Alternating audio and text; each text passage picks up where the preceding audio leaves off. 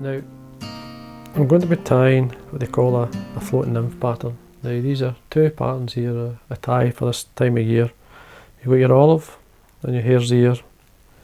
This time of year you basically can't go far wrong with these. Now this, what you're doing here is using a polypropylene or poly yarn to suspend your nymph just in the surface film. Now it works extremely well because many times you'll go down, you'll see the fish rising but you'll not see the fly, and they're obviously taking the emerging nymph. Now certainly worth tying these in any colour combination, any nymph that works for you in this style, and I know you'll not go far wrong. Now hook I'm going to be using is a size 14, it's called the Ultimate Dry Fly. It's a medium or a standard wire hook, sorry, which will help float the fly or get it close to the surface. Size 14 is a good size. Thread I'm going to be using is the Lt.Cahill in 8/0. Just going to run the wax through it to get it started. We simply start at the eye of the hook. I'm going to layer a thread down. Just remove the base piece. Just come down until you get to the point where it just starts to get near the bend. Tail fibres, just using some dyed grey cork fibres. So it's just a wee cree neck I've got, a cork neck, the dyed grey. So don't be shy with the tail fibres, I like quite a few on. Tail length, don't want it too long. Tie it on the top. Let's come back a turn here. On the top. Now just check the length. Okay, come underneath. Just flare the fibres using that turn of thread. 2 or 3 turns just to secure it, make sure it's not going to move, so you can have a look at it. That's fine. Then we can trim this. This is the body length's about 2/3 of the way up, so there is our mark. I'm going to rib this fly. I'm going to use what they call a Uni-Mylar clear, in this case number 14. Now it's a medium thickness, so it's a wee bit too thick for this size of fly, so what I like to do is just keep it on the spool, give it a stretch, reduce it by half for this size of fly. Catch this on, and then I'm going to work it up, make sure it's tied in, come back down quickly. Then I'm going to use a CDC feather for the body. Just going to use a small or medium sized feather. You could use any dubbing to see it. Whatever nymph, if you've got a good nymph pattern, tie it in this style, and use the polypropylene to suspend, or polypro. Now what I'm going to do here is hold the bottom of the stem of the CDC feather, go over a loose turn, keeping the thread tight. I can pull it into the tip, and then we can tie this in, take it up this point here, and then we can form our body using the CDC feather as a harrow, really. Work your way up. That's fine. Nice and tight. Again, this will help keep the fly or keep your nymph up. We can now rib it around about 5 turns or so. That will protect it.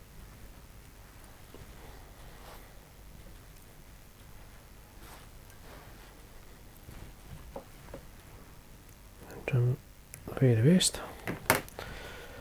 The polypropylene, there's this material there, it's quite a dense fibre.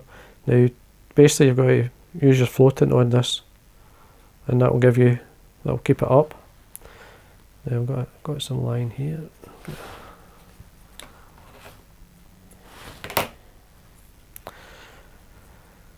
So basically when you tie this forward about maybe half an inch or so here, I mean a good 4 or 5 turns. Then I'm going to force it back, so it's making sure it's tight against one another.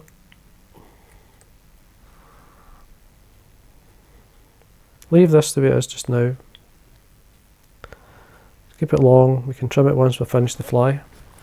Now I've got the same feather, smaller one, which I'm going to basically use for legs. What I'm going to do here is just cut a small V into the feather, and that'll give you a right and a left side. And all you have to do is put that V-cut into the centre of the wing. Just using that to keep the fibres apart. Then we can 2 or 3 turns. Now I'm just going to secure it or pull it into the right length. Go up against the yarn. Have a quick look, see how it's. You can see there how it splits the legs. We're happy with that, then we can trim the waist. Make sure it's secure. Bring your thread up. Dubbing. Again, it's up to yourself. I'm using a blend of dubbing I like. It's basically Hare's body fur, which I'll remove for the skin, and then I'll mix in a bit of UV. Just a Lite-Brite.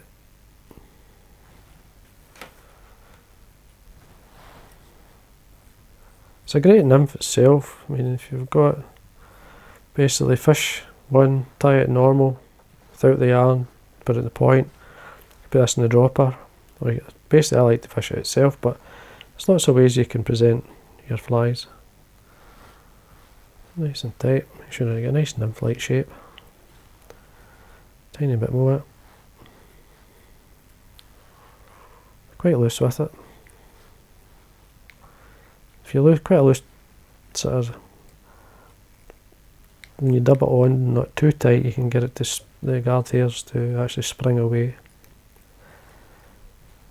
Then all we have to do, I'm going to put a wee bit of varnish on my thread and then wet finish.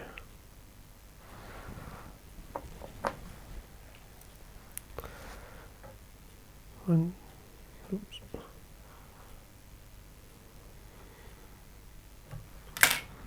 Tighten up.